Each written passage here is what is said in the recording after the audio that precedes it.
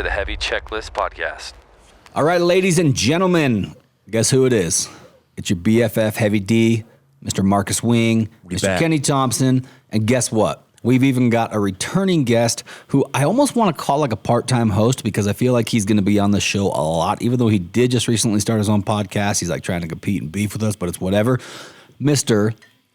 Meat Curtain, Ham Wallet, Pastrami Blanket. Falami.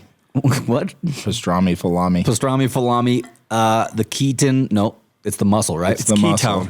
The muscle, Keaton Hoskins. Listen, Keaton, thank you for being here. Hey, thank you, I'm happy BFF. I'm happy to have you here. What people don't realize is they see all of us on the TV show and on social media, and they probably think like, oh, those guys got to work together, so they look like they're buddies. No, we're real life pals. Like every single one of us around this table, we were just talking about like some weird stuff that Kenny used to do with shadow boxing, and like I think Kenny spent a good 7 years of his life with his top off shadow boxing in his basement. He looked good when he did it. Well, he still looks good. That's the thing. Kenny's a very athletic individual. In fact, I got a nice workout with Kenny this morning in my gym. And I got to tell you guys about this. You guys know, I have a really hard time going out in public places, especially now when people want to talk to me and I don't have time to talk. That's weird. Now, listen, You'd never know that. Listen, there's a time and a place to be able to have conversations with people. I love being able to meet people at events and stuff like that. Like we hear some really cool stories. However, the problem is sometimes people don't quite understand like, okay, maybe right now isn't the right time to talk to Heavy D about my truck build or this or that. Like when you're trying to do like your thigh press or something and you don't want to make eye contact. Maybe I've only got 25 minutes to go get a workout and then I got to go get on with the rest of my busy schedule. And so it's kind of frustrating to me sometimes. And so I kind of just, I finally pulled the trigger, bit the bullet, and got a bunch of gym equipment from Force USA. They came to me and said, hey, we got some equipment. We want you to try it out. And I said, done, let's set it up. So we took a piece of the airplane hangar that I've got my helicopters and stuff in, carved out a little corner, set up a bunch of machines, and wow. It's like the perfect man land. I mean, it is ideal. But it is paradise because one of my biggest issues when it comes to working out is I want to be able to take my shirt off. Okay, that's not because I feel like I'm big and macho and buff. I just want to see my performance in my games. You have a better workout. When I have the mirror in front of me. Is that not true? It's 100% true. But how often can you take your shirt off in a public gym? It's not okay. Well, I do it often, but it's Almost not okay. never. Right, and you're always escorted out halfway Every through your single workout. time, and I'm kicking and screaming. Nothing worse than losing a good 6 pump. months ago, I would have thought you guys were complete tools, but you I know agree now. with you now. Now you start working hard. I go The straight best home into the pumps. bathroom and I take my shirt off to kind of flex out, see what I've been doing. You know what Listen, I mean? I'm telling you. So obviously, guys, this is a little different intro to the podcast because by now you know who we are, and if you don't, you're getting a real intimate view of who we are and what we do. Obviously, this is called the Heavy Checklist Podcast. This podcast was developed to help not only you as the listener, but also help us as the hosts. Because as we sit here and discuss things that have helped us, you wouldn't believe so much of the stuff that we say that we actually felt and knew, but you never get a chance to vocalize it. Yeah. And so once you start talking about things, you're like, wow, I've always believed that. I've always felt that, but I didn't quite know it until I heard myself say it. So guys, I want you to know that there's a lot of power in us being able to speak to you. So I kind of want to thank you as the listeners for giving us this outlet because that's a big deal. And the fact that people are actually continuing, the podcast is growing like crazy. And if it wasn't, it'd be harder. We'd be less motivated to do it, right? Like you don't just want to go out and record a podcast and have 4 people listen to it because the motivation is to do it for the masses. That's the purpose. Like none of us at this table do anything half-assed. None of us want to do anything just because. We all have a reason and a motive and a purpose, and we're highly motivated people. So I just want to, again, thank you as the listeners for supporting this project. This has been life-changing for all of us. Hopefully it's been life-changing for you as the listeners. Looking at one of my best friends, Mr. Marcus Wing here. Yes. Talk about life-changing. In 6 fact, months, I man. want to get into that Last real 6 months. quick. Yeah. Like part of tonight's show, tonight, guys, just a little FYI, tonight's show is going to be a smorgasbord. If you don't know what that is, That's a huge buffet. it's kind of a sampler. It's I think they have Jewish bar mitzvahs and stuff like that. It's mazel tov. that is? Yeah, I think smorgasbord. A variety of sides. German. You're gonna want to fact check me on that, but I'm pretty sure it's like a Jewish sampler plate at like a Jewish family gathering. That doesn't sound right. I feel like I might be wrong, but I also feel like I might be right. Anyways, the purpose is tonight we're going to be all over the place. So bear with us. Just know that we do have a purpose in where we're going with this conversation tonight. We do not, basically what I'm saying is the format is going to be very loose, and I think you guys are going to really enjoy it because we're going to be very candid with you. But with that said, I want to talk about Mr. Marcus Wing for a minute because Marcus, November 2018, you and I, we've been best friends since we were 18. What's that been like? Dude, we're going on 16, 17 years of buddies. 17 years, yeah.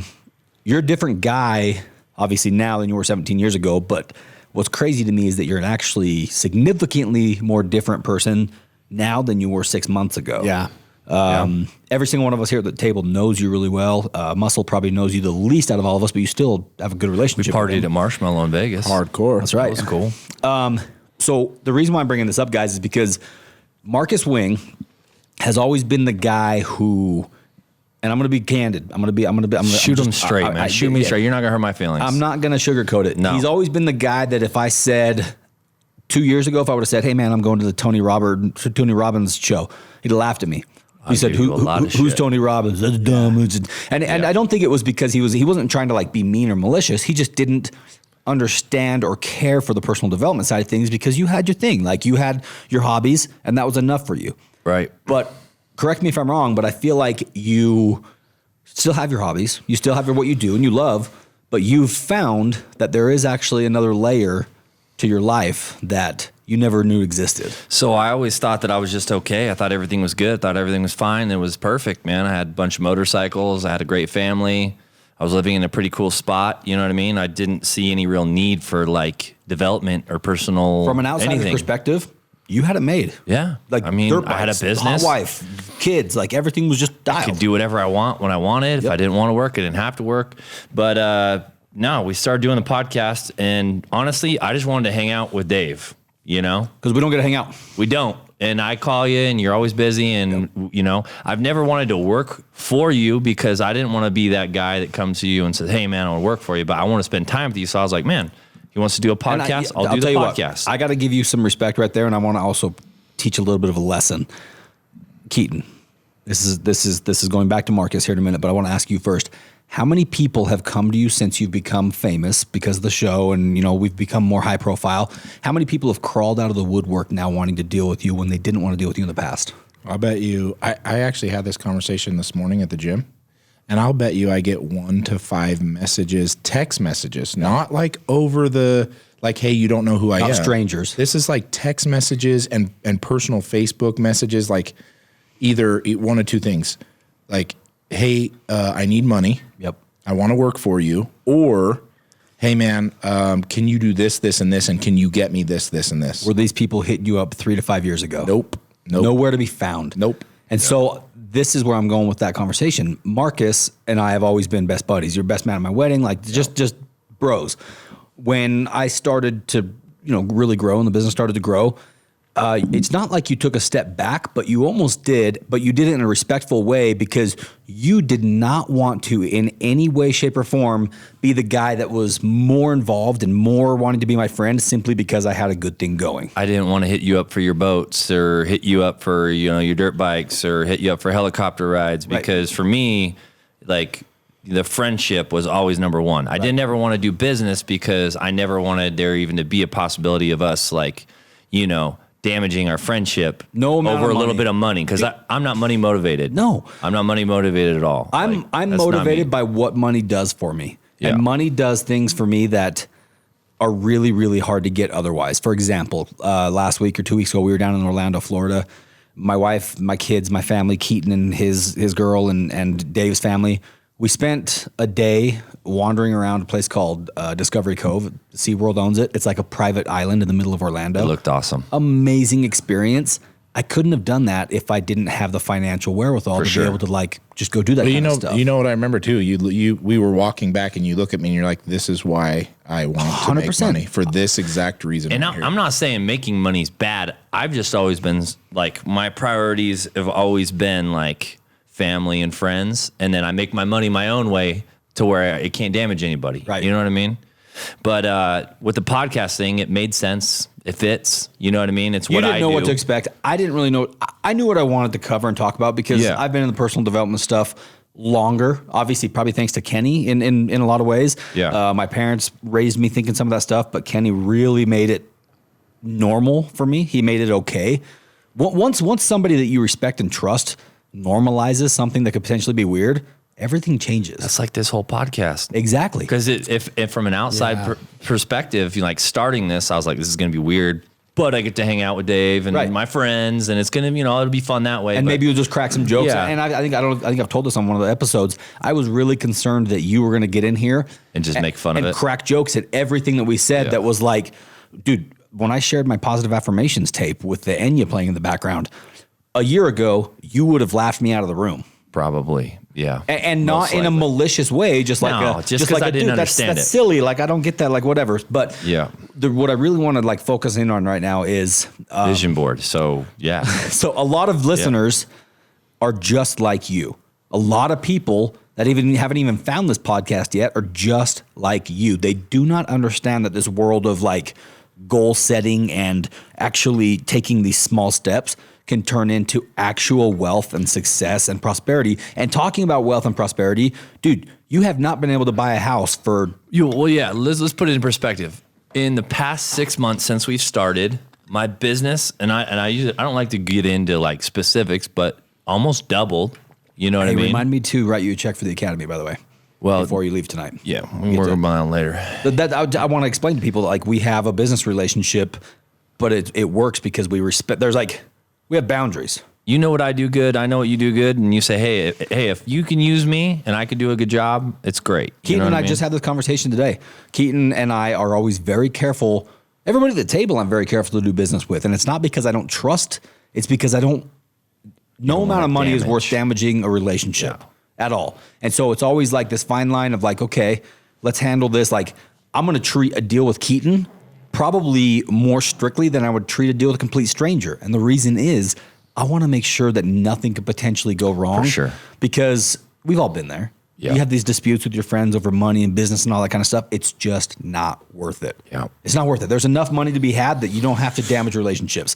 So with that said, obviously, Business has doubled. Yeah. I've lost 33 pounds. 33 pounds. 33 pounds, and I don't want to like brag, but I feel damn good about myself. Like looking in the mirror, I used to look and I'm like, man, I'm going to be a fat old man that's completely out of shape and is not doing his hobbies because he doesn't feel good. I used to make excuses like, oh, my knee hurts because my knee surgery, and now I can't do this. Bro, And 6 months ago, you were posting stories on your Instagram of you with buck teeth and dragging your leg around, and you were being funny and playful, Yeah. but you weren't motivating anybody. No. It was more or less kind of like laughing at yourself in a lot of ways. That doesn't happen anymore. I feel damn and I've realized through this podcast, it's okay to feel that way. Right. Like before, I'm like, no, even if I did something good, I'm not going to say anything because I don't want to be that guy. But you know, it's okay to be that guy. It's okay to see what you're doing and be like, look, if I'm the guy who can do this, it's like anybody can do it. You know what I mean? Exactly. Because So- you were the most skeptical. sure. If there was a scale from 1 to 10, 10's the most skeptical. You were probably at a solid 9 For sure. before we started this stuff. And so I know there's listeners out there that may be on the fence, you may be in the middle, you may be closer to the end of that spectrum. Just know that you're dealing and listening to somebody who's actually implementing what we're teaching here. And dude, you are in a completely different place. I want to tell a story about your wife, Heidi. Love Heidi. I've known Heidi Yeah. since, dude, I was there the day you met She's her. way better than me. Heidi's way better than you. You actually got her number before I did. I did. Yeah. And then, yeah. Jackass. She had gas? No, you're a jackass. Oh, I thought you said she had No. gas. No, Heidi's a beautiful girl. I love Heidi. But Heidi and I, just like you and I, we didn't talk for, the way a lot of my relationships are is I'll talk to somebody once every 6 months if you're a close friend of mine, and we Yeah. can pick up right where we left off. And so that's kind of where we were. But your wife and I have not had a real serious conversation, dude, probably in 4 or 5 years. At the academy last weekend or, in Vegas, she came down and she pulled me aside and she's like, Dave, I want to talk to you. Like, what's up? This is what is she going to yell at me? Like anytime somebody's wife says that to you. She's pretty Oh, vicious. that's the thing about Heidi. She like no filter at all. She goes, I just want you to know that like what you guys are doing has changed Marcus's life. I'm like, really? That's good. I thought she was just being like friendly. She's like, no, Dave, like he's a different husband. He's a different dad. He's a different businessman. He's happy. He's healthy. He's freaking ripped. He's getting muscles. And I'm like, okay. Yeah. That, like hearing it from your wife, somebody who sees the good, bad, and the ugly, Yeah. to sit there and like talk about it made me realize like, man, like this is really working. It's working with me. It's working with all of us who are involved here. Absolutely. I just feel like you're probably the most drastic transformation. What did I tell you? I had one item on my vision board that was like my sole focus. Do you remember what it was? Yeah, your house. Dude, we moved to this house to rented it because I got injured. We sold our house. Getting a loan as a self-employed person is a hard thing to do sometimes. You know what I mean? And so we came to this house and rented it, and it's in the most beautiful spot in Utah. It's just surrounded by mountains. There's no houses behind us. It's all horse property. And dude, that was it. That's all I wanted. 6 months ago, it seems so far out of reach. My landlords who I'm renting from, I say, hey, I want to buy the house. They say, no. Hey, I want to buy the house. No. Then all of a sudden I put this thing on my vision board. You know what I mean? I'm like, dude, I'm going to buy this house. 6 months later, as of Monday, now I own the house. It's mine. Did you have a vision board in December of November 2018? No. Did you know what a vision board was? Not really. I mean, you hear about them here and there. Yeah, but I had I couldn't explain it to you. So if you guys haven't heard what our vision board podcast is about, do you have a vision board, Keaton? Yep. So our vision board podcast, I think we talked about number one, first episode, because for me, it is like ground zero to getting what the hell you want. So I've had a vision board for a long time. I've had multiple vision boards that I continue adding on to. And guys, this is no joke. Vision boards are now basically for me, it's like a waiting list. It's almost like magic, dude. It is magic. Yeah, and that's the only way to put it. Straight up, dude. But dude, a lot of people hear magic and they're like, okay, now I'm not listening to anything else you have to say. Let me tell you this. Take it into context. All a vision board does is it reminds you of what you want. And then if you take it a step further and start to visualize and feel the emotions of what that item could bring you, then you start living as if you actually had that item. When you start broadcasting those emotions and that energy and that frequency into the universe, it's not doing nothing. That shit's actually happening. It's just like, who got a phone call today? Anybody get a phone call on their cell phone? How did the call come through? Did you see the radio wavelengths come through? No. You can't see that shit. You don't see things being broadcasted through certain frequencies through the air. But when you live and you feel and you see these things, you're broadcasting the same frequencies out from your body to what you want, and things start coming to you much quicker, much more aggressively. And day one, the vision board is going to be like, you're going to look at it and you're going to be like, okay, this is weird. Cool. It's a list of things that I want. It's my Christmas list. Not true. It is not your Christmas list. It is not a wish list. Your vision board has to be something that you religiously believe is going to happen. And even if you don't know how it's going to happen, that's the hardest part about a vision board, because when you put something on there, like a house, for example, Marcus, you're like, 6 months ago, they swore they wouldn't sell to us. Dude, do you know what I'm saying? The bank swore they wouldn't give you a loan. I was in no position to qualify for a loan at all. So it's just, guys, if you don't believe anything else on this podcast, just believe Marcus's story of he took a very simple route. He said, I want a house. I want this specific house. It's on my board. I'm going to get it. The odds were stacked against you in every way possible. If you would ask me 6 months ago if I could own this house and that it would be mine, I probably would have not thought it possible. No, you know what I mean? I wouldn't either. You know what? Here's the thing, though, because I 100% agree. In fact, listening to Rob and I talk, and Rob's like, if I put it on the board, it's just like you said, it's a waiting list. Right. Sometimes I don't even put things on my vision board because I'm like, I'm just not ready for that to come true. 100%. But this is the big piece that I think people miss. I think it's great to sit down and put a vision board up, but you sit down and put a vision board up and then you wander away and you never put the work in. The point that needs to be made is that your actions and your energy and your work has to match that vision board. Like, hey, dude, I want to go to the park today. That's on my vision board. Okay, I'm going to fall asleep. How am I going to get there? It's not even going to happen. Right. Like, Marcus has actively been doing and putting in work that may not have anything to do with the house. Yeah. That's the key. Let's focus on that for a second, though, because I don't want people to think like, okay, I got a beautiful house on my vision board. Now I got to do work to go get it. And you start focusing on like, yes, do I go get my taxes done? What do I do to get a loan? Like, stop. Do not focus on the specifics. Just know that if you're not doing anything, you're not moving ahead. You have to do anything. Yes. Just go do. Like Marcus is probably, he's probably, you say your business has doubled, but that is tied into work. Like, you're now doing twice as much work.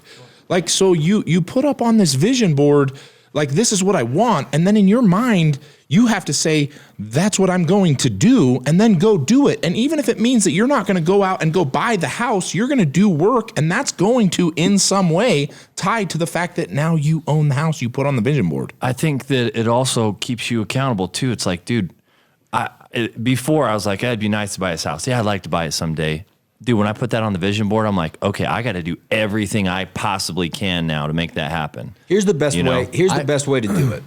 Take a look at what you want on your vision board. Having one item on there, I think is underachieving. Now, obviously, you needed to get a feel for it and get to the point where you knew that it could work. I'm already started, and you're starting to build on it. But what you have to do is just basically every single day, take a look at your board in the morning. Okay, take the time to do this. Take the 5-10 minutes. I don't care how long you do it. Look at everything on your vision board and then figure out what is the one thing you're going to do that day to at least target one of those items on your vision board. Just do it before the end of the day. If that means that you have to just go freaking drive by the house that you want and maybe spend a little time looking at it, that's fine. But take those steps, because those steps are going to start becoming bigger things and you're going to start stacking the money in the bank. You're going to start getting closer. But if you don't do something every day towards what you want, you'll find that it's really easy to go 3, 4, 5 days, a week, 2 weeks, 3 weeks without doing anything working towards your goals. And then all of a sudden, what could have been done in 6 months, like you did with your house, is now going to take you 6 years. You may still get it, but it's going to slow the process down. You have to be actively broadcasting those frequencies and those wavelengths and that positive energy in the direction where you want it. And they don't have to be big steps, guys. These can be just small things that you do, because the small things that are all of a sudden going to like one day be like, oh, wait a minute. Like, now I know what I need to do, because you did this series of small little things to be able to get you to that point where you made that big decision, where you made that money. So I just can't emphasize enough. And this is one thing that I really admire about Keaton. Keaton's the muscle, by the way. I have a hard time. Yeah, I call him Keaton. His stage name, real name, back and forth. You just work. But you work harder than anybody in this room. You work around the clock. It's like you don't get tired. It blows me away, because, and I'm not talking about like out with a shovel just throwing dirt around, because manual labor is probably your least favorite. the least I mean, you could do it, but you don't enjoy it. No. When I say work, I mean you're constantly hustling. I told Keaton 2 days ago or yesterday. I said, hey man, you mind throwing up a post about the 6x6 trucks that we're building? Just so you guys know, I'm really, really excited about that. I feel like I'm becoming a new vehicle manufacturer, because we have this assembly line where we can build like game-changing 6x6 trucks in a month. So I said, hey, Keaton, you mind throwing a post up just to see if get any interest? Because for some reason, something about his page and his influence, people take him very seriously. And he can close deals that nobody else can. Dude, today he's like, yeah, I got a guy coming in tomorrow to buy a truck. I'm like, what?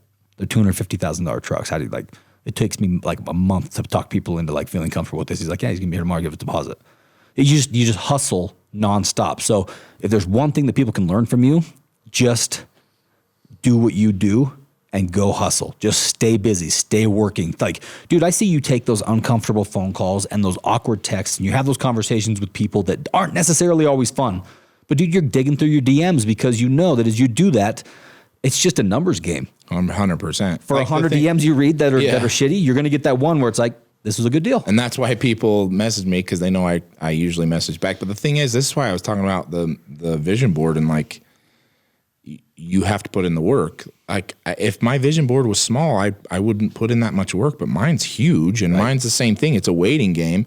But for me, I don't necessarily know if I need a vision board anymore, because my mind has now become like a vision board. And I honestly think, and I don't know Marcus as well as I know Kenny and Dave, but I know that Kenny and Dave have the same mind I do, and it's when you put something in that you want, your mind will not stop going back to wanting and getting that and doing whatever you have to do to get it. Like, if, it's funny, Kenny and I are talking about the flyboard, and we put it in our head, however long ago that we wanted one. And now we're like, all right, now we have one. What do we got to do? How do we get this? What do we do? Like, that's the way your mind works. It's like you have that vision board in front of your mind 24/7 until you literally check it off because it's in your possession. And I know Dave's like this a lot. Like, he'll come to me and be like, dude, I love this truck. Boom, boom, boom, list off everything. And then he'll do a million things. He'll put off everything. Like, even sleeping or hanging out with his family until he has it. And then the second he has it, it's almost like you see him go, Next. okay, next. Yeah. And not that he's not grateful for it, and not that even you, Right. Kenny, you're not grateful Yeah. for it, but you're like, okay, my vision board is now complete. Next thing. And your mind, like, We're literally they wired just that roll like way. that. I mean, Yeah. the guys I work with, if I start a conversation with, so listen, I've been thinking, or I had this idea, they like sit down, they buckle up, they know what's coming next. And I think that the vision board for a lot of people is something that it sort of just gets things in motion. Dave said, you know, you take these steps, right? If you visualize, you know how important visualizing is, right? That's why athletes do it. But I visualize before meetings. I visualize in the morning what my day is going to consist of, because I have fallen into slumps. I mean, I literally have studied goals and setting goals for years and years. My first, we called them dream boards. I was 12. I did a dream board, vision board now. But, you know, I love goals. I'm so goal, oriented and focused. But I did fall into a slump where all of a sudden life started to dictate my day. And it wasn't until right before we started doing this podcast, and I think it was because we were talking about these things. We are like-minded in the fact that if we focus on something, that is where energy goes. And when energy goes towards something, you know, Dave's talking about you can't see the waves from your phone and you can't necessarily see the energy come. There are actual tools that can measure your brain frequency, the energy. So it is a scientific thing. But the other thing is I was telling my kids this story last night. So picture like a Ninja Warrior course, okay? And let's say you got the top 5 people.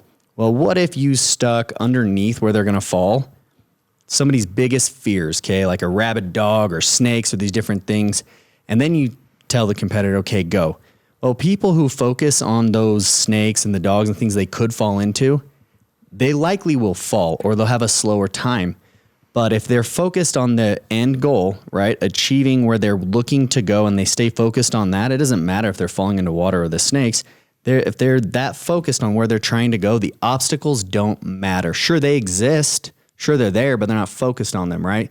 Like the best basketball players, they don't focus on the defender. They focus on making that goal, making that basket. And so I think there's something to be said about setting aside the fears. And like Dave said, don't worry about how you're going to get it. You don't have to know how. That's the beauty of it. That is one of my favorite takeaways from an audiobook I used to listen to all the time. But it says, look, write down your goals, write down the things you want, put them in motion. Don't worry about how. You don't have to figure that out.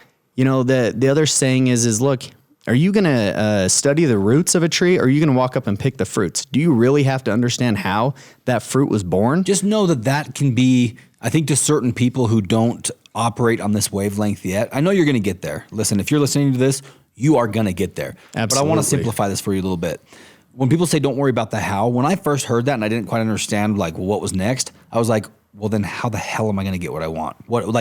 Don't tell me don't worry about the how, because I obviously have to do something. I'm an action person. Start with small house. Okay? Yeah, That's what baby like I steps. was just saying, like, if there's a house that you want, go drive by it and spend 10 minutes parked in front of it, just looking at it. Go to the Ferrari dealership and just take a look at the car. That is how. Because those things, I'll give you a great example, all right? This is the best way to put it. I love helicopters. I love freaking helicopters. You guys, this is no secret. I put a helicopter on my vision board 2014. You got to realize that I didn't have much money in 2014. I didn't have a ton of money in 2015. I didn't have a ton of money in 2016. Like I was starting to, like each year I started making more money. Helicopter's about $450,000. That's to get started. Okay. I had I still owed money on my house. I had a bunch of car payments. Like I wasn't in bad shape, but I was nowhere near I could go buy a helicopter. Okay. I started spending time here at the local airport. I would just come down to the hangars and see some of the helicopters, and I would just sit there and look at them. And I would look at the door handles, and I would look at the controls, and I'd say, what would it feel like if I opened that door and hit that start button? Like I started actually like trying to like, without damaging property and being a creeper, I would go around these things and like get myself familiar with it. I would almost do basically what's called a pre-flight inspection. Pre-flight inspection is basically where you walk around the helicopter, check everything out, make sure you're safe, you get in, then you go fly. I was doing pre-flight inspections on helicopters that weren't mine. I got permission from the owners. They loved it. It was cool, whatever. That was happening in about 2015. 2016 rolls around. I see a helicopter pop up online, and I see the words, my favorite words in the world, owner financing. Yeah. And I'm like, owner financing on a helicopter. Like, just so you know, aviation financing is the most difficult thing in the entire world. You're better off freaking going and starting your own gold mine. Aviation financing is really hard. So I see this deal. Guy in Virginia, I call him immediately. He's asking $450,000 for this Jet Ranger. And I'm like, I don't have $450,000, but I got some money. I can give him a little bit of down payment and I'll just see if this dude's going to work a deal. Like when he was talking owner financing, I was thinking like he was going to try to get paid off in 3 months. Like I'll extend the closing. Call him up. I'm like, hey, listen, Mark, I really want your helicopter. He's like, okay, you a pilot? I'm like, no, not yet. He's like, okay, who's going to fly it? I'm like, well, I am. He's like, oh, how you gonna do that? You learn how to fly. I'm like, yeah, no, don't worry. I'll learn how to fly. That's fine. I was like, I want your helicopter. I'm going to buy your helicopter. I know you're willing to work a finance deal on it. And he's like, well, really, I just want like a couple big payments. And I'm like, well, here's what I'm going to do for you. I'm going to make you a significant down payment. And I just talked with you about this the other day. I'm going to give you a full price offer for your helicopter. I'm not going to nickel and dime you at all. And I said, let me make you monthly payments for 5 years. And then we'll just pay it off. And he's like, whoa, dude, I don't know. But yeah, that would be nice to get full price offer. I'm like, dude, I got stellar credit, excellent payment history. Let's make a deal. 30 minutes later, called me back. He's like, you got a deal.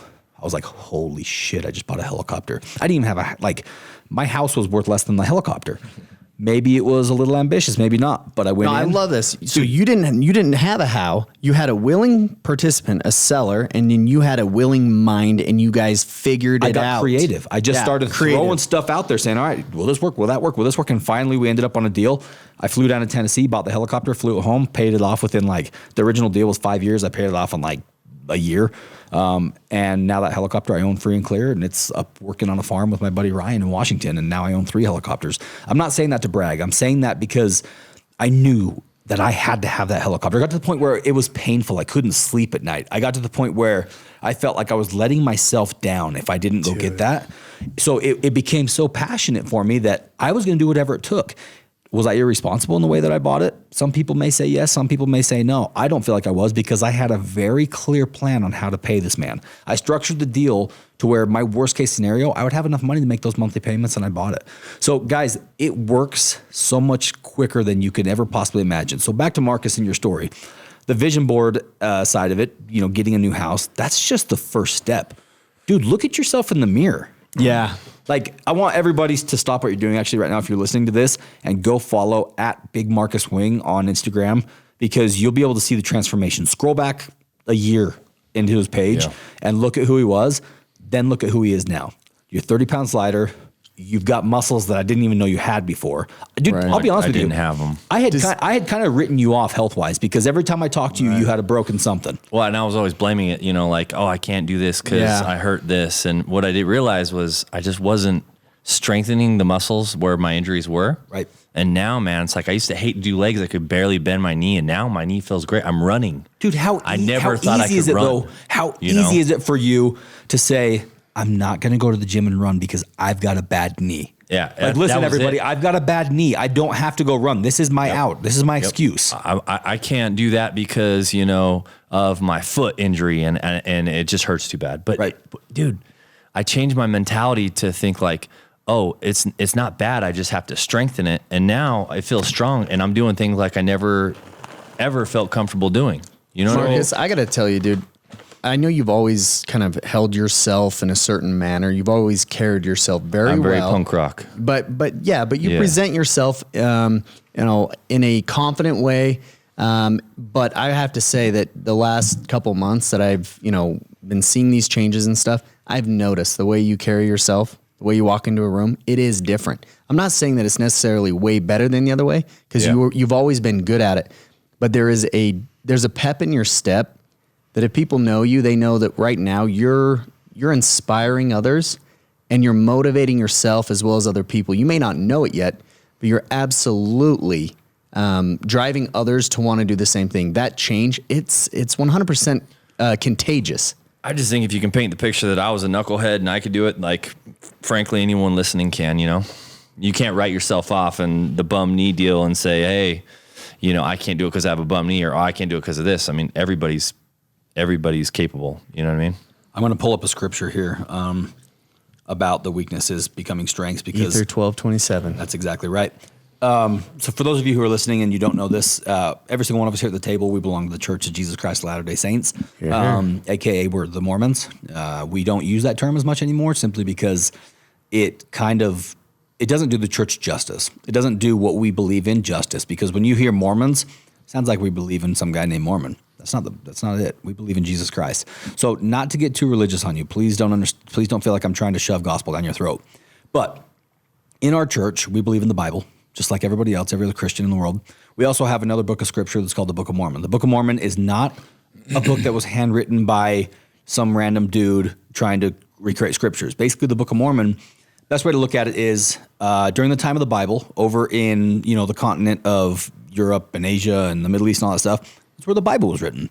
Well, guess what? In that time, there was other parts of the world. Am I right? Like, how about Americas? North America, South America. So there was all these different groups of people living in different parts of the world. We happen to have access to some of those scriptures that were written in the Americas during the time of basically the Bible. And that's what's called the Book of Mormon. So to help you guys understand, it is not a book that was written by the LDS Church. It is old records, just like the Bible was, that were written, on basically plates of brass. And we have now this book to be able to study and understand what was happening in different parts of the world and different, religions. So there's a scripture, and it's in a book called Ether, and it's in chapter 12, verse 27. And please don't tune out just because we're talking about Mormon stuff, guys. I'm not trying to convert. Hold on, let me see if I have it memorized. Yeah. So, actually, I bet you do, because you memorize everything. I memorized the Bible. Ether 12:27. If you get My a chance to favorite get your hands scripture. on a Book of Mormon, you can download the Book of Mormon app. Even if you're not LDS, download it. There's some good stuff in there, but listen to this. I give unto men weakness that they may be humble. And my grace, is that right? No. If men come unto And, me, and men come unto me, I will show. I will show unto them their weakness. I give. I give unto men weaknesses that they may be humble, and my grace is sufficient for all men that humble themselves before me and show faith In me. in me. Then Then I shall make weak things become strong unto them. nice, dude. Nice. Oh, wow, dude. That's really, really impressive. There you go. Dude, so that's one thing about Keaton that a lot of people don't know. The dude is actually really smart. He looks dumb. He's Very smart. dumb. You memorized the whole Bible on your mission. The whole Bible. So, guys, like I said, not trying to get too religious on you, but this is the principle here is amazing. What it says is, if you have a weakness and whoever your God is, we may have, Muslims, Hindus, we have all kinds of people listening to the podcast. Whoever it is, even if you don't have a God, just go to yourself. Be humble about your weakness, acknowledge your weakness, own it, realize that you potentially need help.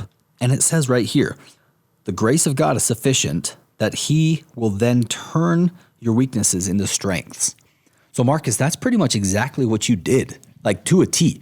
You took your freaking bum foot and your bum knee and your bum whatever else you had, and you're like, nah, look, these aren't going to be weak This is anymore. embarrassing, but I couldn't even do like 10 standing air squats, Why? Just because your knee hurt so bad? Or because you didn't my have the knee would muscle? hurt. And frankly, the atrophy was so bad in my leg that I didn't have the muscle to support it.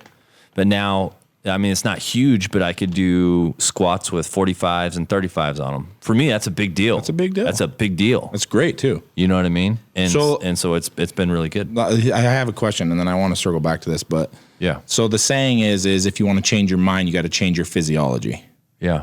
Has that been true to you? Like my mentality. Well, what is I don't know what Physiology physiology means. is your body, Your physical. your physical body. To change your mind, you have to change your body. So I always used to think, man, I'm a boxer. I go to the boxing gym and that's what I do. And I hated lifting weights. And now if I miss a day lifting, it's not like I don't feel good about it. It's like my mentality. I don't feel like I'm as focused. Sure. I don't feel like I'm as motivated. Like we'll go home from this and I'm going to go home probably like 10 o'clock ish. I'm going to slam some pre-workout. I'm going to go to the gym for 2 hours and then I'm going to be up till 3 or 4 in the morning because I'm wired on pre-workout. You know what I mean? Yeah. But if I don't do that, I'm going to feel like shit tomorrow. Yeah. And so for me, the gym, it's been awesome to look in the mirror and be like, yeah, dude, I feel good about myself. Like I'm stoked on how I looked. I've lost my gut. but more so like it's the mental side of it, like where it's affecting everything. It's connected. Your body and your mind are connected, and if you change your physiology, your mind will change. But the thing that I wanted to tie in, at least what you're sharing, listen, this isn't a gospel podcast or anything, but here's the reality. We all believe that God is our Father and that He created us. And the reality is about a vision board is that if we believe that we were created by God, that we can one day be like Him. And the truth is that if we can visualize it, we can do it. So if I create a vision board and I tell the world and everyone around me what I want to create, I can create it. There is no doubt in my mind that anybody at any time as a child of God can create whatever it is that they want to create. At some point, God created us and wanted to. Let's take that one step further. Kenny showed me the secret. We sat, dude, I got to give you props for this. Kenny sat me down on his couch back in 2000. Is that in the movie room? No, it was upstairs the first time I saw it. Okay. 2007, probably.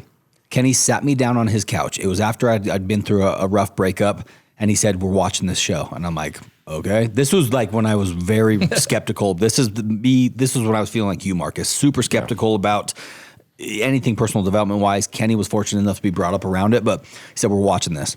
Sat down and watched The Secret. It was like an hour and a half, the full length movie. what? The Secret. I don't know what that is. Oh, Keaton. Oh, yeah, okay. That's We're going to baptize you in the secret yeah, after we're this. going to back up on that. So, guys, obviously, if you haven't heard The Secret, go back to episode 1 of this podcast. You can find The Secret on YouTube. Kenny shows me The Secret, and after I'm done watching it, and I look at it and I go, "That's faith." Yep. I'm like, I remember this. I'm like, dude, that's like, I was so mad and so confused and so baffled as to why he would sit me down and have me watch this show where I felt like the show was trying to like change what I thought was faith into like something different. That's really what you had running through your mind? Then no, I did. I felt like I was almost like, I didn't know that. This is borderline sacrilegious, dude, because the law of attraction is faith. And so I started to kind of like grasp it and realize like they're one and the same. Right. I have faith in God. I have faith that if I ask God a righteous desire, He's going to give it to me. And I just so happen to be in a position in my life where God knows that I'm capable of handling a lot, and He gives me things faster than He used to. And so the Secret talks about the law of attraction, putting it out in the universe. I believe that's a real thing, but I also believe that there's a spiritual component to it where the Lord knows what I want, and He knows that if I'm seeking something and it's a righteous desire, meaning I can use it for good to benefit my family, benefit my community, or if it's just genuinely going to make me happy, He's going to let me have it.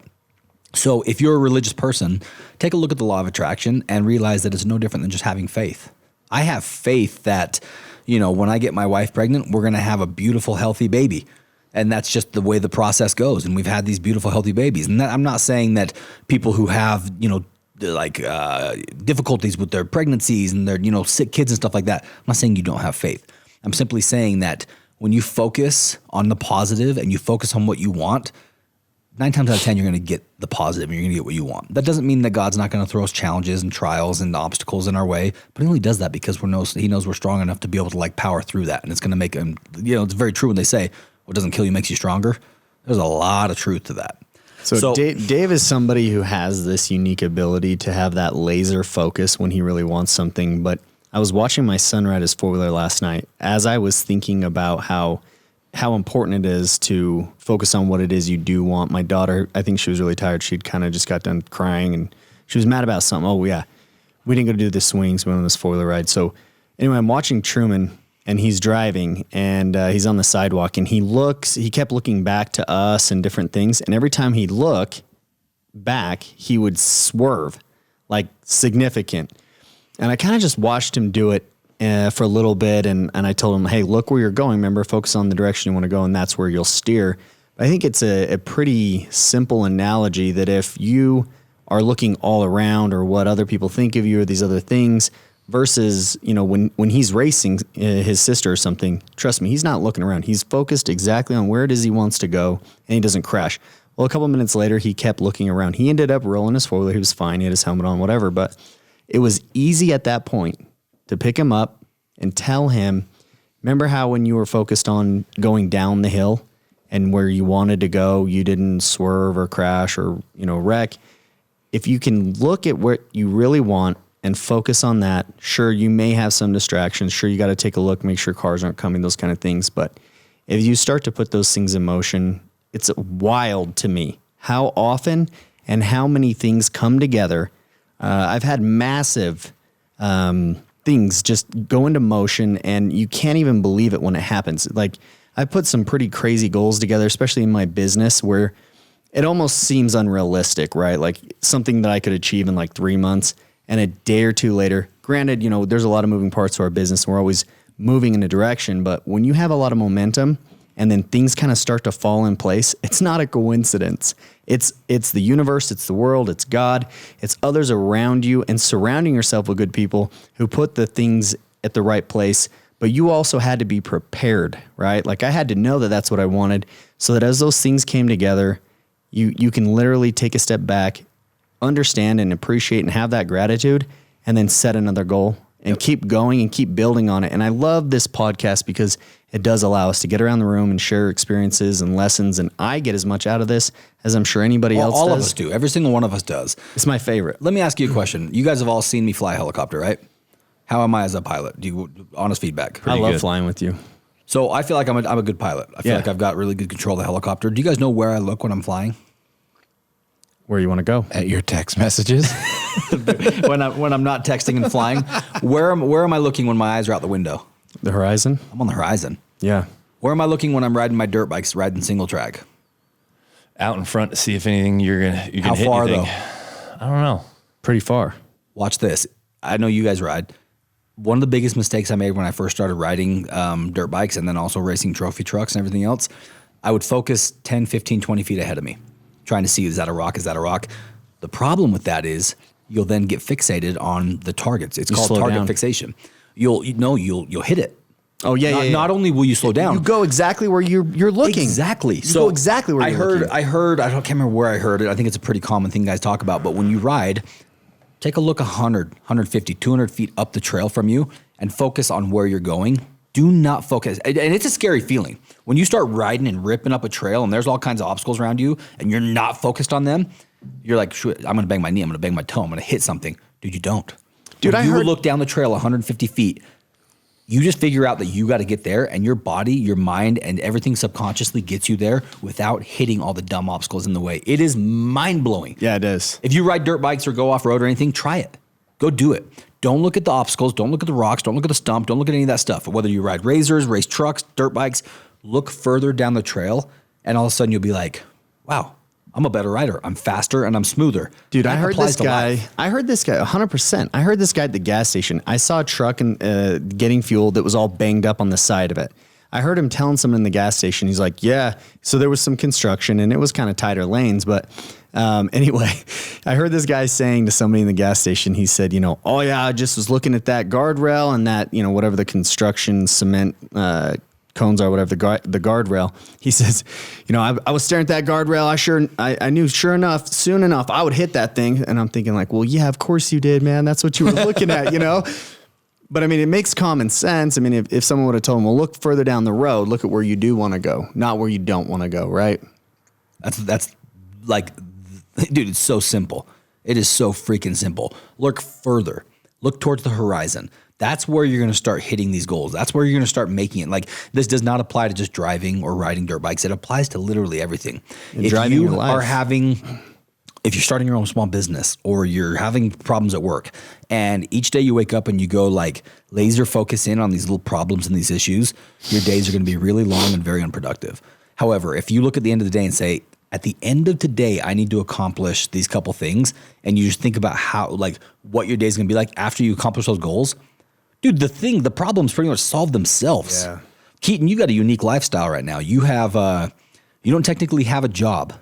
You have a career in a bunch of different areas and you make money doing a bunch of different deals, but you don't really report to anybody 9 to 5. And you also don't necessarily have a company that you're constantly worrying about like cash flow.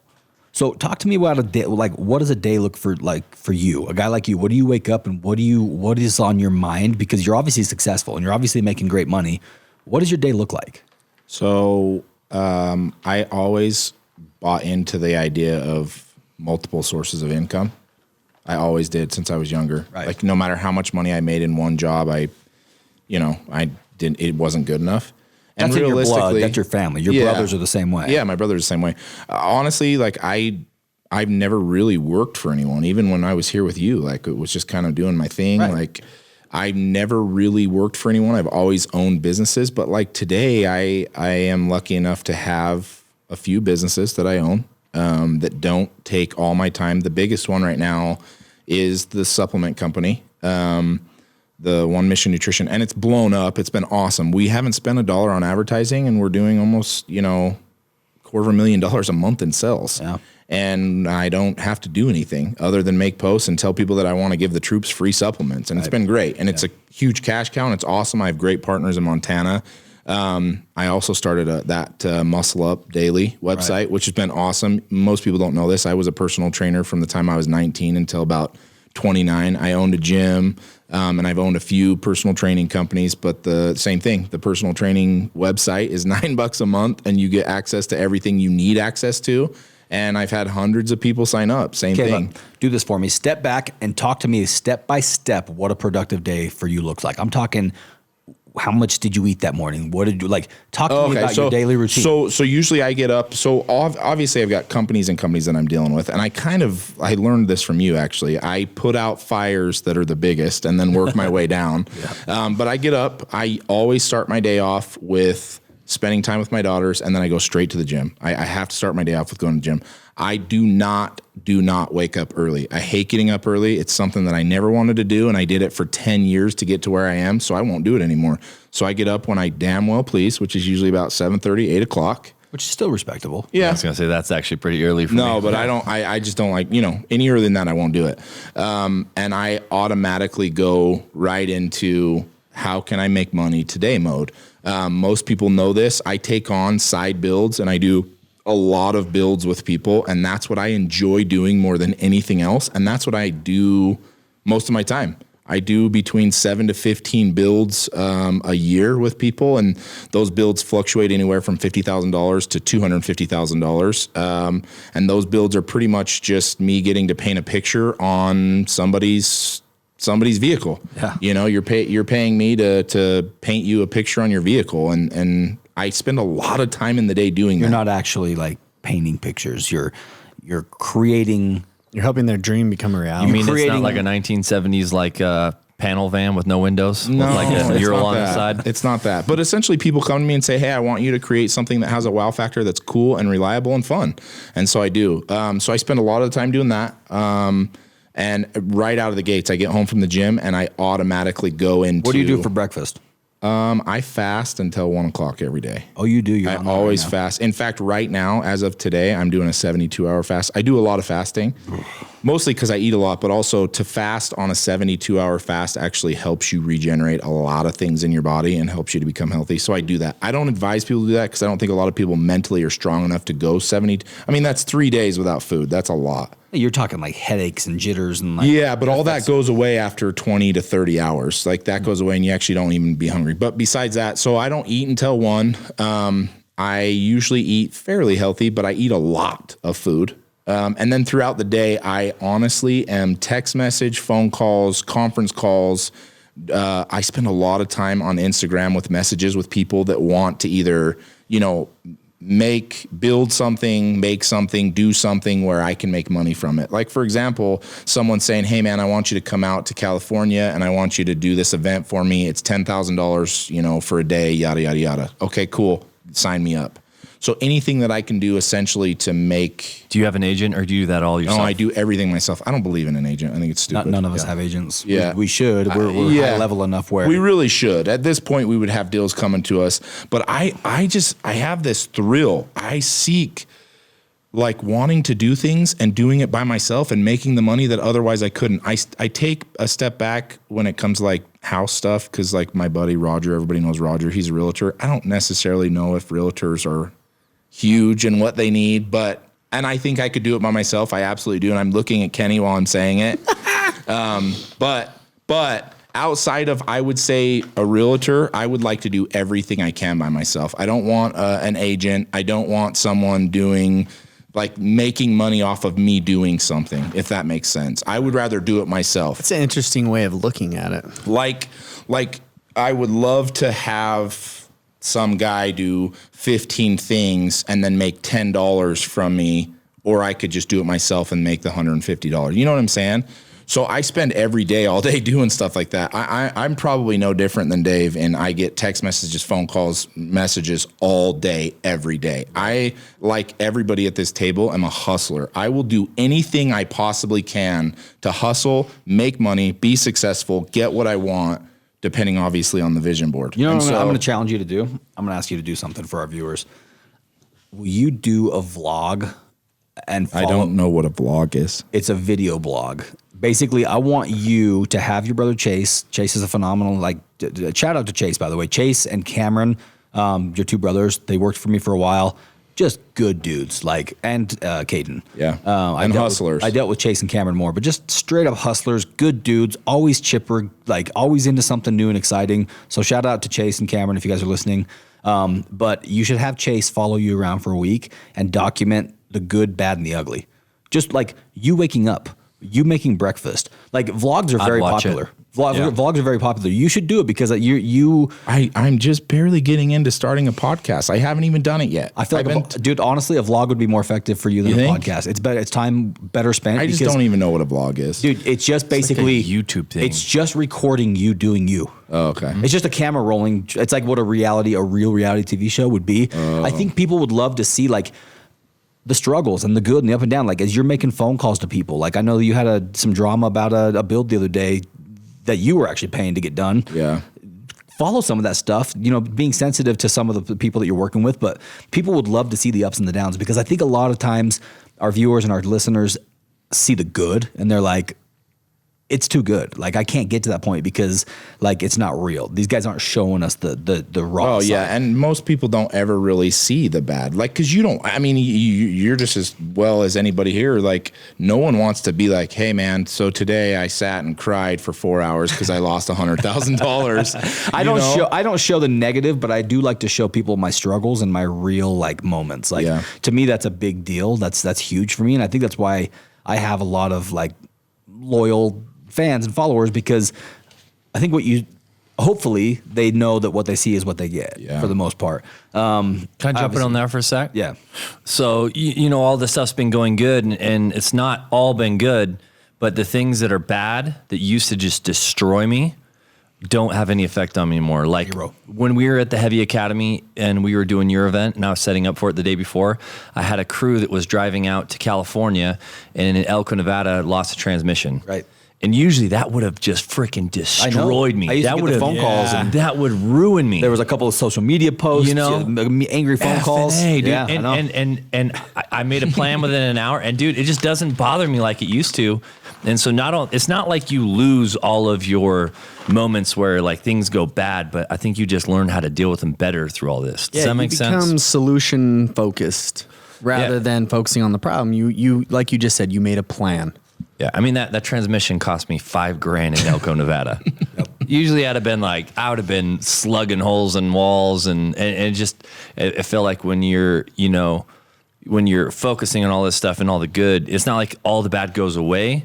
You just find when those moments that come up that are bad come up, it's like you find better ways to deal with it. It's all about energy though. Yeah. You have energy. You determine whether it's good or bad. All right.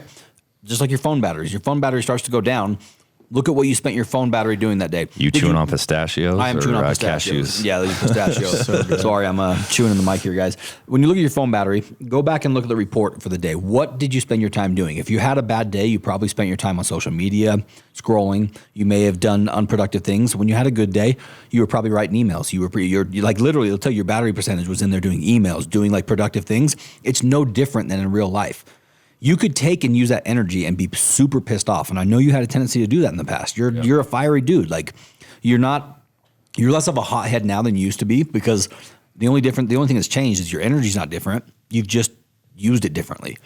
You still have the same amount of energy. Yeah, but just now channeling it correctly. Yeah, you know what the thing is though that I've learned, or at least that I've gotten to, and especially when I hang out with you, is you get to a point where you don't even have enough time for that shit. Right. Like I got 46 things I'm trying to accomplish this week, and a transmission goes. You think I got time to sit and worry about the transmission anymore? I don't. Right. They had a gig the next day in California, so I had to worry about. I had to get them there. Luckily, you know, I don't think you know this, but you guys let me borrow a truck. So thank you. Yeah, absolutely. You know what I mean? I just, to me, problems are like this: just solve. Yeah. It's like it's on autopilot, and you get to the point where I always call it putting out fires. Yeah, I'm the best damn fireman in town. I get here, bam, fire, put them out, move on to the next thing, because that allows me to get to the productive stuff and the creative stuff and the fun stuff. You ask me all the time, like anytime drama goes down at the office or, you know, with deals or whatever, you ask me, what do I say? I don't have time for that. How quickly do I move past it? Way past. It's awesome. I'll give you an It's the answer. best. I'll tell you what the deal is, and I'll move past it. I just don't have the time or the energy for it, nor do I want to focus on that. But the truth is, no one does. Right. But the reality of what we put in our minds is that, I got to spend all my time. I mean, listen, your business has doubled. Your business is going to quadruple in the next year or 2 years, whatever, Yes, right? yeah. And there will be a point when you're going to look back and go, I didn't have time then. I don't have time now to worry about that shit. I mean, I know it's a problem, and I'm not downgrading anybody's issues or problems or concerns. But what I will say is, if like Kenny says, if you just keep looking forward, you don't have enough time to stay in the pit that you fell in. Yep. You're so quickly moving towards that goal that you're going to hit pits of snakes and all these fears. You don't have enough time to wallow in the sorrow. You have to continually keep moving forward. And Dude, and then you get there. Let me ask you guys this. When somebody does something to you that you know is wrong, and you know they're wrong and you're not good with it, are you okay with them thinking that what they did is right? Meaning, are you just move on and just not even say anything and just Wait, let them here like, let me specify. Yeah. If somebody does something that affects you in a bad way, and you know that it was wrong, and you know that they know it was wrong, how important it is to you to be able to explain to that person that what they did is wrong? Time out. Hold on. Let me ask you this. Are you okay? So I'm hearing two things. One of them is, are you okay, or do you feel the need to explain to them why what they did was wrong? Or are you saying, are you okay with living the fact that you can't change everybody? Let me ask you this. Let me answer it. Are you okay with people thinking they're right when you know they're wrong? Let me answer it. Let me answer it. The old me wanted to explain until I was blue in the face. And then, hold on. Then I wanted to broadcast it all over every damn network in America that piece of shit did it wrong. Yep. Guess what it is now? I don't give a shit. That's it, dude. I've been incorporating your thing where you just pretend like it's not even there. Yep. Like, dude, that has changed a lot of things. Like when I used to be like, I would go to war. Dude, you know what I mean? I would suit up and I would go to the front lines. Yep. And now it's just, it doesn't even exist. You know where that hurt me the most? In my marriage. Ashley and I, we don't fight a lot. We've had a great marriage, but there'd be times where I felt like she was wrong. She felt like she was right. And I did not, I would not, my life would literally go on hold until I could go back and show her that, no, you were wrong. And I did this. I used to do this a lot. I had a really hard time with allowing people to think that they were right when I know they did something wrong. I got to the point in my life where I just said, you know what? It doesn't matter. And how freeing is that? Bro, it changes your entire life. Everything. So if you're listening to this and you're in a position where somebody's done you wrong, or they've done something where it's just like, I gotta let that person know that that's not okay. Guess what? Dude, it doesn't matter. For me, there's a few key things to what you just said. Dave, if you spend that time and energy on trying to explain to them how they did something wrong, do they actually usually acknowledge it? And No. I mean, at the end of the day, does it even matter? Because perception is reality. If they perceive they're right, even if you are right and you're factual and all these things, what good is going to come of it, right? So, well, politics would tell you that it doesn't. It doesn't even make sense. It doesn't, right, exactly. There's no reason to argue it. but this is the other thing. You guys got me thinking about something. Have you guys ever heard of analysis paralysis? Yes. Yep. Okay. That was something I only thought applied to so I do investments. I buy properties, every day. I have to analyze something to realize, is this a good deal? Is this a good opportunity, right? And the more you do it, the better you get at, quicker you can make a decision. Well, you also benefit by making those quick decisions. If you're educated and you specialize in that thing, you actually get better deals. You can do things quicker and more opportunity comes to you, right? I've had friends that they get analysis paralysis. I've already bought a property. They've been thinking about buying and underwriting and all those kind of things. And how much that holds you back? Well, what I didn't realize is that there were times that I was having that paralysis because I wasn't looking at things in a way that, hey, you know what? People's perception is the way it is. Rather than trying to change it, what if you kind of play to it? Meaning, if they see everything as you're handing them an orange and you keep trying to hand them an apple, they're not going to take it. So then hand them an orange, right? Like, it was interesting to me to see that because I have a lot of employees and I love working with the people I work with. But there's been times that I'll say something and then I'll ask you, okay, so what did you hear me say? And they'll literally say something different than what I just said. Right. And am I right or are they right? Well, at the end of the day, I need them to understand what I'm sharing with them. Right. So I have to change the message, right? At the end of the day, if I wanted this thing done a certain way and I explained it a certain way and they're not going to do it the way I want them to, I'm going to explain it this way and that way and come at it from different angles because hopefully when I ask them again, so what did you hear me say? I don't care how they receive the message, and as long as they receive it and they can do what it is my end goal is, right? So what is the end goal? Well, I just need this thing to get done. Do I really care how many times I had to explain it or differently? And nobody's right. It's just, does this thing need to be done? Yes. And maybe I have to explain it 3 or 4 or 5 different times, but here's what I did. Rather than trying to go back and prove to people that they were wrong and I was right, I just started doing the right thing. It made so much more sense for me to just go do what I thought was right and do my thing. And then all of a sudden people started following my lead. And they're like, oh, okay, well, that makes sense because you're proving to me, rather than telling me, you're just showing me why what you're saying makes sense. So it just became so much easier. I'm sorry, guys, I'm eating pistachios. I didn't have dinner. But here's where we're at. Marcus, what are we at on time? We're at exactly an hour. So, guys, our goal here, since we're way behind on content, and we apologize, it's been a crazy couple months, and it's going to just continue to get crazier. For those of you who don't know, on exactly about 5-6 days from now, I'm going to be setting a world record by jumping my monster truck over a flying airplane. We're going to be hosting a 2-hour live TV special on Discovery Channel on Memorial Day. So May 27th, Keaton and I are going to be hosting it along with Diesel Dave. It's going to be like record-breaking, making history, and we're doing it as a tribute to the military. And we're giving away a truck on live TV. We're breaking a couple of other records. So that's got us really tied up. Super busy, got a lot going on. But it's good. It's fun. So I hope you guys can all tune into that. We're going to wrap this podcast up with a couple of checklist items that I feel like are very important. Like I said, we've kind of been all over the map tonight, but sometimes, guys, we just want you to sit here and kind of like, we may say things that you were thinking that you didn't quite know how to say or put into words, and hopefully we've done that for you. I feel like that's been a powerful thing.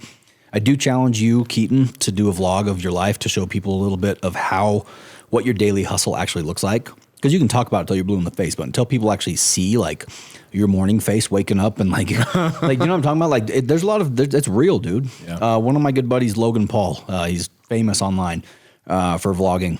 Logan and Jake Paul, very controversial, very polarizing in a lot of ways. People love them or hate them. I love the kids because they're marketing geniuses.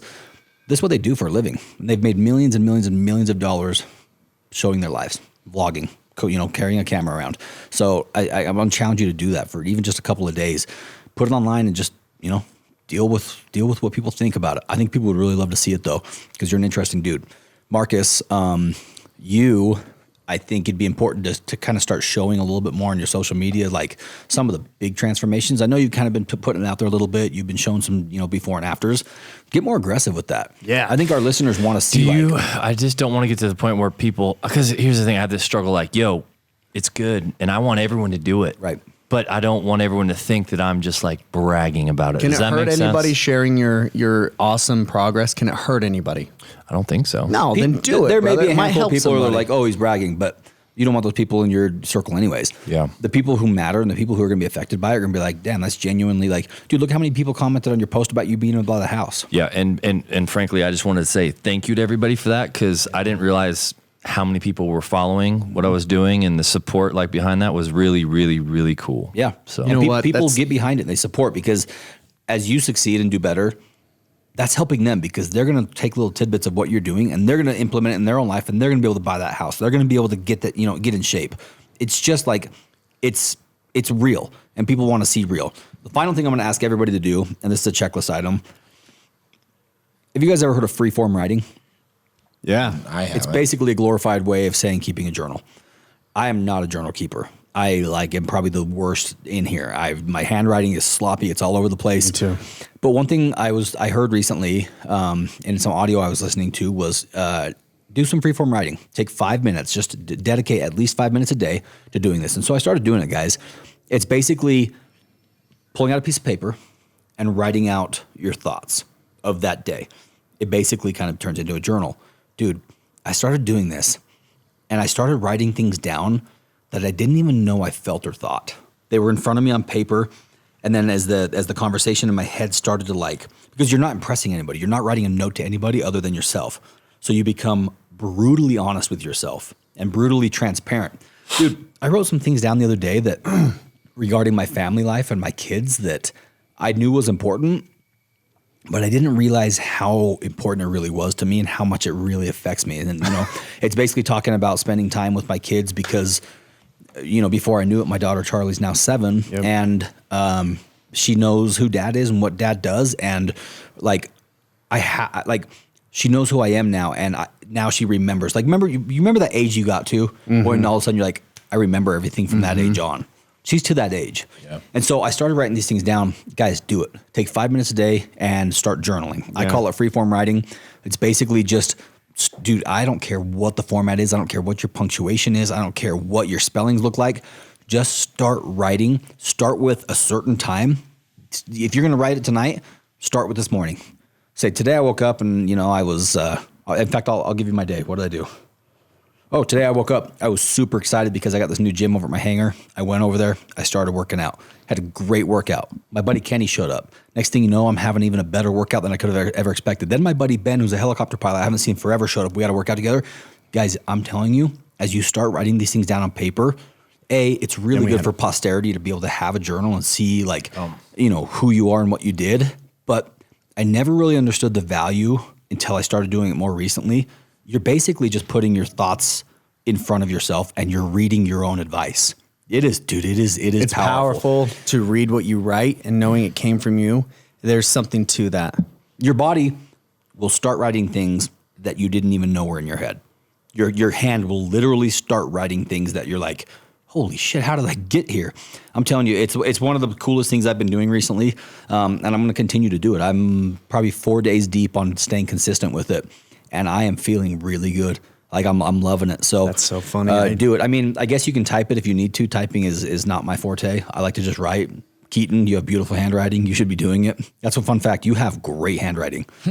Kenny, you've got terrible handwriting like me. Yeah, we're twins in that. Marcus, I can't remember what your handwriting looks like. That's right there. It's pretty good. He writes like in all caps. I just got on Amazon and ordered a journal. See my order. Can I just take 1 second? I don't have a lot of followers. I keep my Instagram private. But those of you guys who have messaged me, I just want to thank you because there's been some really quality, well thought out, long, awesome messages.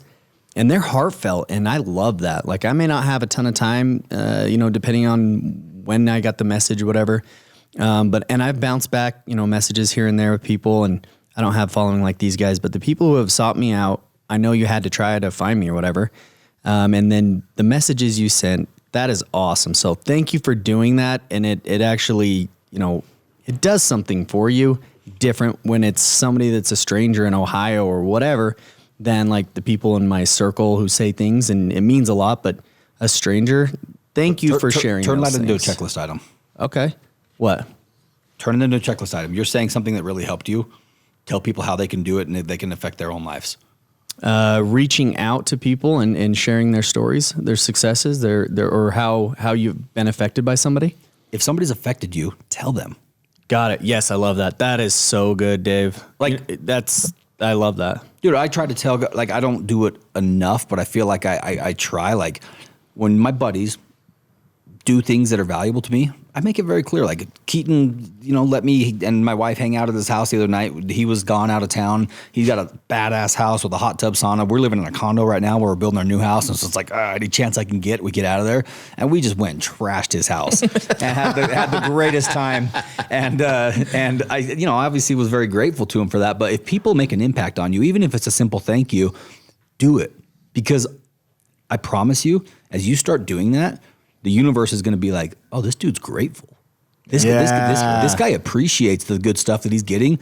We're going to give him more of that. I love that. It's magic, guys. That's all the only way to put it. Puts It's you in the magic. best mood. They say gratitude is the most powerful emotion. Yeah, write a thank you note, I guess the best way to put it. Or, take it one step further and tell somebody how their actions have affected you in a positive way. Keaton, is there anything you want to add to the checklist tonight? Yeah, I would say the biggest thing, well, Kenny's flexing. No, don't flex. I would say the biggest thing is you genuinely need to believe in a vision board and being able to create whatever the hell you want to create. Right. Like that's a checklist thing. You need to believe that you can create And whatever the hell you want to I'm going to take that one step further for you. Determine what type of person you are. If you are a very visual person like I am, go get yourself some damn poster board down at the Kinko's and cut and paste and put this thing somewhere where you can visually see it. I've been really, really reluctant to put my vision board online, but I think I'm finally going to do it. I want to show people. I'm going to put my older one on there. I will. Dude, it is. I looked at it again the other day. Dude, the floor plan to my house that I put on there 10 years ago when I was a poor white boy with literally like nothing. Dude, even the floor plan I'm building, I didn't even realize this. It's almost identical. Dude, is that not the craziest thing? I know I've talked about this, that I came home one day after going to Les Brown. Cole took me for my 30th birthday, and I remember driving up to my house and seeing what looked like my vision board when I was 12 years old. My house, the vehicles, the toys, and everything out front. It was the craziest thing. Isn't it just so powerful? I mean, I've had little things, but to see like almost my whole vision board in a setting is powerful. Have you guys seen my vision board? I'm gonna bring it down right after this and show you. So we're gonna wrap this podcast up. Did you want to add anything, Marcus? No, man, I'm just stoked to be here, man. We've missed a couple weeks, and Right. and this is like really good for me. We're going to record back to back tonight. We're going to do another episode where we're going to do full Q&A. Basically, we have put out some feelers to our fans, and we are going to call you. We're going to talk to you. We're going to talk about real world situations, real world problems. Here's the deal, guys. We're not Dr. Phil. We're not Jesus. We can't call you and solve all your problems, but we can give you a lot of experience and a lot of feedback based off of real world things that we've gone through. So that's what you can expect on the next podcast. It's going to be pretty much full Q&A conversations with real life people. So look forward to that one. After you're done listening to this, bump up to the next one, because what episode are we on? 18? Yeah, I think it is 18. This is 18, and we're going to be recording 19 here in a minute. And guys, we're going to do our best to get more content. We do have some really, really great interviews coming up soon that I've been coordinating. One, for example, that I know Marcus is really excited about. Jesse James, West Coast Choppers. Oh my goodness. Good buddy of mine. I love Jesse. He is amped, really excited to be on the show. And we're actually going to start traveling to some of these different spots and interviewing some of these high profile people. Mike Tyson reached out to me the other day. He wants us to be, he wants to do a podcast with us. The only thing I'm concerned about is he smokes a lot of pot. None of us smoke weed. So Hey, we'll just bring Shane. They race pigeons together. we'll do some pigeon racing. He'll be high, we'll be sober, and we'll see what happens. So guys, thank you so much for supporting this project. This has been life-changing for us. Hopefully it is for you. If it has creative value for you, please share it with a friend and a family member. Share it with your wife. Share it with your husband. Share it with somebody who you might not think be into it, because you will be blown away at how much of an impact this really has on people that you might not think would even care about it. So do it. We love you guys, and we'll talk to you soon. Peace. Nice.